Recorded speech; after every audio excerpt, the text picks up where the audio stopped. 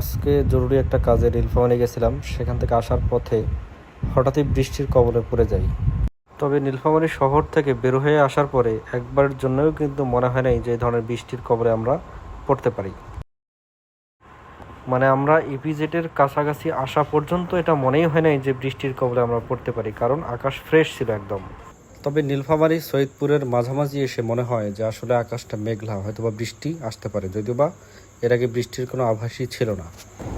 তবে যত সামনে যাচ্ছিলাম তত কেন জানি আকাশটা বেশি মেঘলা হয়ে যাচ্ছিল। বাট বৃষ্টির সম্মুখীন হব এটা কিন্তু আসলে আমাদের ধারণাও ছিল না, যেটা আমরা আরও একটু সামনে গিয়ে আমরা বুঝতে পারি। তবে আর একটু সামনে এগোতেই ঝিমঝিম করে বৃষ্টি পড়া শুরু হয়ে গেছে।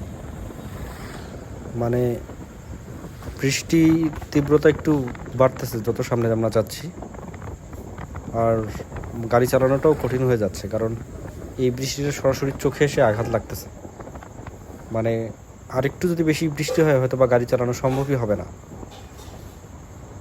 তবে এই ঝিমঝিম বৃষ্টিতেই আমরা ধীরে ধীরে এগোচ্ছি, আর সামনে দাঁড়ানোরও কোনো স্পেস নাই, কোথাও যে দাঁড়াবো এরকমও এখানে কোনো সুযোগ নাই।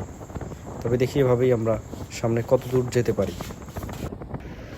হালকা বৃষ্টিতে গা ভেজা শুরু হয়ে গেছে, হয়তোবা আর একটু সামনে গেলে একদম পুরোদমই ভিজে যাবে এমনটাই মনে হচ্ছে। তবে দেখি সামনে কত দূর যাওয়া যায়। বৃষ্টি এখন আরও অনেক বেড়ে গেছে, তাই কোথাও দাঁড়াতে হবে।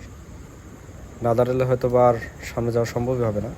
বাট কোথাও যে দাঁড়াবো এরকম কোনো কিছু চোখেই পড়তেছে না যে এই জায়গায় দাঁড়ানো যাবে।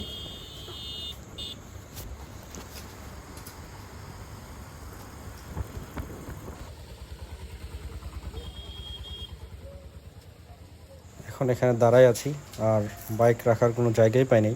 বাইক ভিজতেছে পানিতে। পানি হালকা একটু কমে গেছে, এখন মনে হয় যাওয়া যাবে। বাইক উঠে এখন এই প্রিয় শহর কারাগঞ্জের উদ্দেশ্যে। দেখি বাকি পথে এভাবে বৃষ্টিতে ভিজতে হয় নাকি সুন্দরভাবে যাওয়া যায়।